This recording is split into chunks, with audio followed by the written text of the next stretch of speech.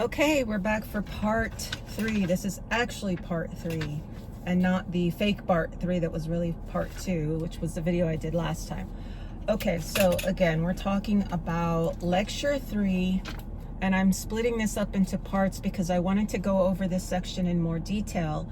And this is How to Do Things with Words by J.L. Austin, a really good book.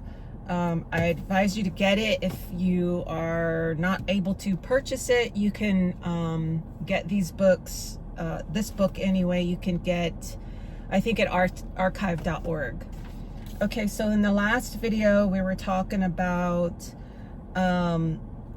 whether someone has the authority to do something, like can a minister actually baptize a dog? You know, how much sense does that make? Do we give authority to a minister to baptize a dog? So he says, much more common, however, will be cases where it is uncertain how far a procedure extends, which cases it covers, or which varieties it could be made to cover. So now we're talking about how far you can take a procedure, how far you can go beyond the limits of what's reasonable. So is baptizing a dog reasonable? Well, of course not. Baptizing a dog is unreasonable. So I started reading some of this in the last video and then I had to cut it off. But my note on this section was, we might think about the law when it states any individual or all persons or any persons or all corporations or any legal entity who, or born alive, right? We see those phrases in the law. And so automatically we think, well, that means that it belongs to, or it applies to all of these people, but in reality, it still doesn't. So it only applies to certain people because only certain people have the authority to tell certain people what to do. There's no one that has absolute authority over every single person. So even the church who claims to own all the land doesn't have authority over people who aren't members of the church. Okay, so where a lot of people state they are forced to follow the laws using these words because they use these words, but that is not always the case, because the people making the law have to have actual authority over those people to make the law for them. So the law might say any person, individual, born alive, entity, and so on, but that does not mean that includes all of us. It would only include those people that the law has actual authority over. Like, for example, the United States has authority over the militia when in actual service, okay, when called into actual service. So not for a training event, not for doing something in its own state, but when it's called into actual service of the United States for a real war or a real purpose. Okay, so if they're called for a drill, they don't have actual service. So not pretend authority. So for example, the president, who's commander-in-chief of the armed forces, can order only the armed forces, but when he speaks as commander-in-chief, he is only speaking to those people in the military or militia when called into actual service. He cannot he cannot order as the commander-in-chief any citizen at any time ever in any way who is not military or militia and called into actual service. Okay, so when he's making a statement as the executive officer, he's talking to a different group of people. It's inherent in the nature of any procedure that the limits of its applicability, this is Austin talking now, this is Austin. It is inherent in the nature of any procedure that the limits of its applicability, and therewith, of course, the precise definition of the procedure, will remain vague. There will always occur difficult or marginal cases where nothing in the previous history of a conventional procedure will decide conclusively whether such a procedure is or is not correctly applied to such a case. Can I baptize a dog? If it is admittedly rational, okay? It's not, of course. And of course, it's not rational that a group of people have no authority over you can tell you what to do. Like if you're not on a captain's ship, can he just come off the ship and say, well, I'm going to order you around? No, he has no authority there. He has no authority off the ship. Okay, so can I baptize a dog if it is admittedly rational, or should I be non-played? So if I say, this is me, if I say to a cop and he wants me to sign the ticket and I sign it non-played or non-player, or I'm not playing your game, then I haven't signed my name and I haven't made a promise.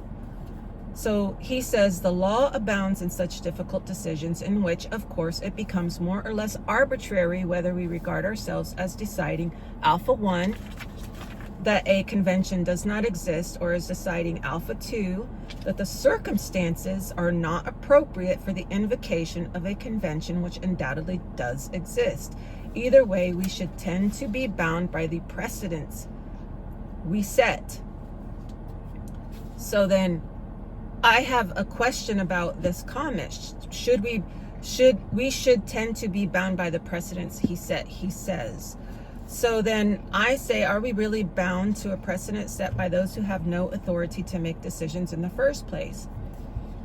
They say practice sets precedents, but what if the procedure is flawed? What if there's a fatal problem in the procedure?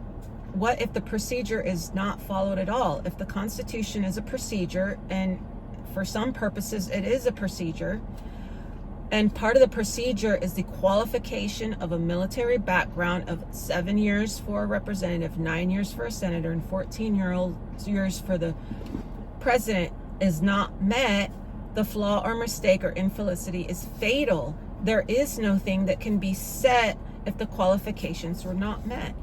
So he says lawyers usually prefer the latter course as being to apply rather than to make law. There is, however, a further type of case which may arise, which might be classified in many ways, but which deserves a special mention.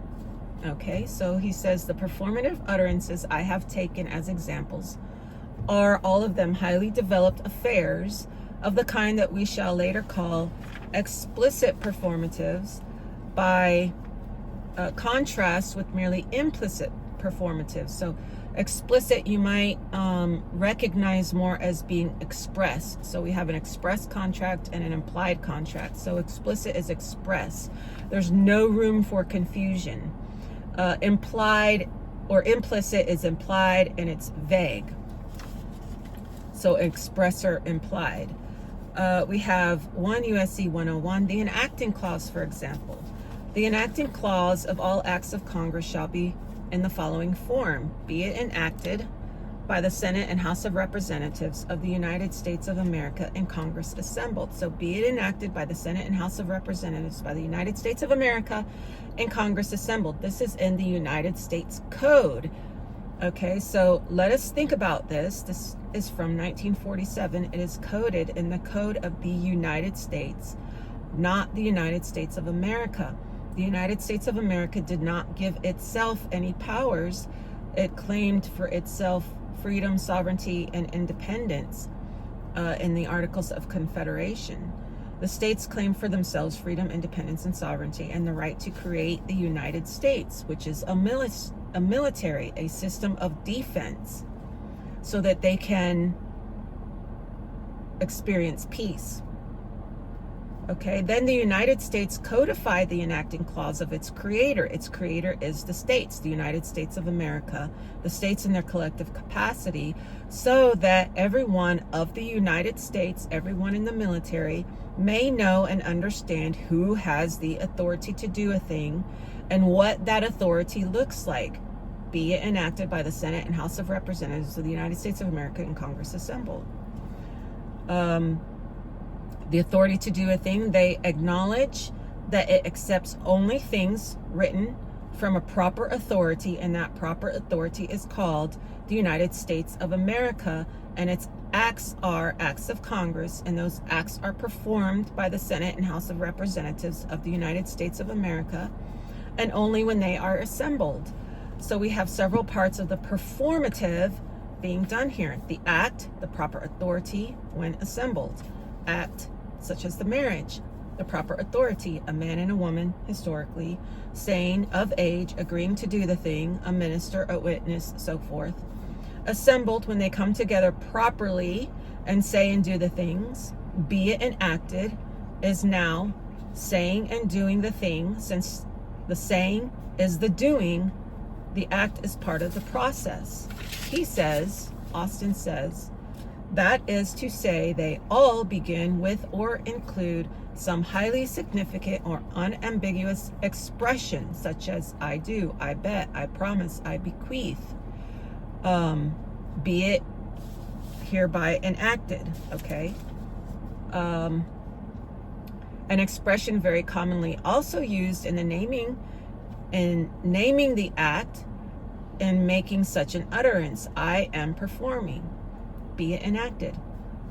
For example, betting, promising, bequeathing, etc. But of course, it is both obvious and important that we can, on occasion, use the utterance go to achieve practically the same as we achieve by the utterance I order you to go, and we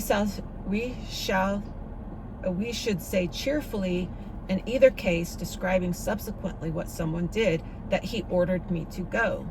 And my note is, at this point, I want to note that there are many occasions where I've heard people try to distinguish the difference between shall, will, must, and order, which is express or explicit. And I say that sometimes it may depend upon context, but usually these words mean the same thing, express or explicit. I don't have to say you must when you shall will have the same effect. I don't have to say I order you to when the words the Congress shall has the same effect. However, to imply or to be implicit, may, can, and should are not orders at all, and the three of these words are similar, but not similar to shall, will, or must, which are words like that of ordering, as opposing to words of opportunity, which some persons will can be exercised, but I mean their will as in their internal will, their desire. So may, can, and should allows you to decide for yourself. So express and explicit, shall, will, must, order. That's after you promise, like signing a ticket is a promise. So you shall, you will, you must, you can be ordered to appear in court.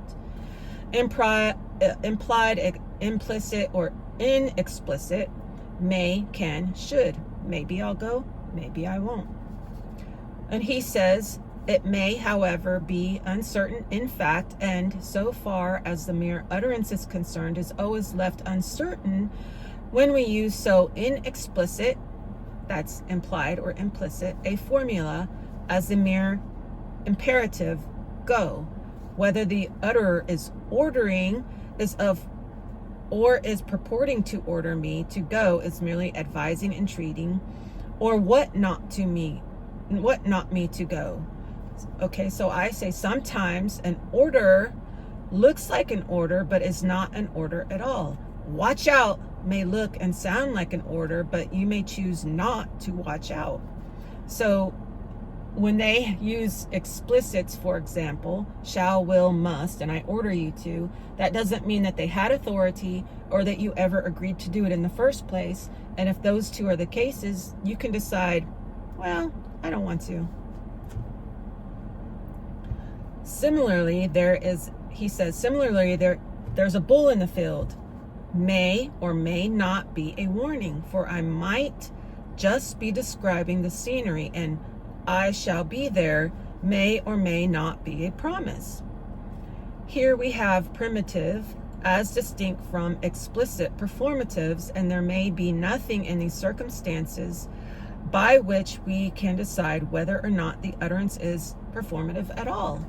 So in another book I was reading, and I didn't bring it with me right now, but he's talking about how there's a difference between words of art, or there's no difference between telling the difference between words of art and words of science. So if you say something in an artistic way and you say the same thing in a scientific way, they look exactly the same, but there's no way to tell these words apart. There's no way to tell the phrase or the meaning apart. So if in the law they're writing performatives, or they're writing things in an artistic way that has no authority. It's theater, and you choose to be a player. How are we to know? How are we to know the difference?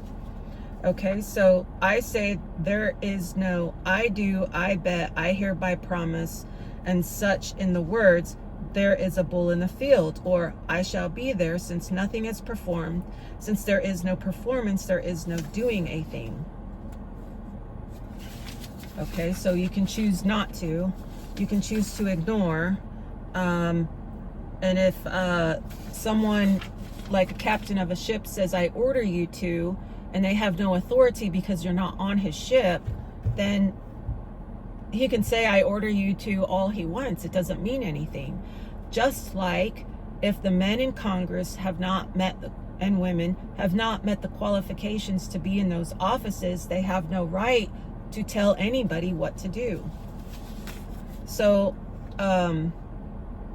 Austin then says, anyway, in a given situation, it can be open to me to take it as either one or the other.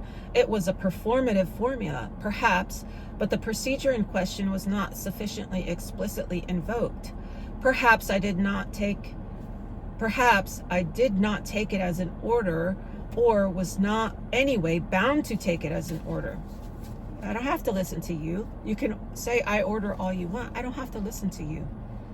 The person did not take it as a promise, i.e., in a particular circumstances, he did not accept the procedure. So the last time I got a ticket, I didn't sign it. I put something else on it, and I don't think it even matters what I put on it, as long as I didn't promise, because the top of the ticket said, I hereby promise to appear, blah, blah, blah. Well, I didn't sign it. I wrote some blah, blah, blah stuff on it, and they made an appointment for me to come in. They changed the appointment. They made another appointment, changed that appointment. I showed up on a Friday. The judge didn't show up. Nobody was in the court except for me, and they dismissed my case. Okay, so Austin says, we could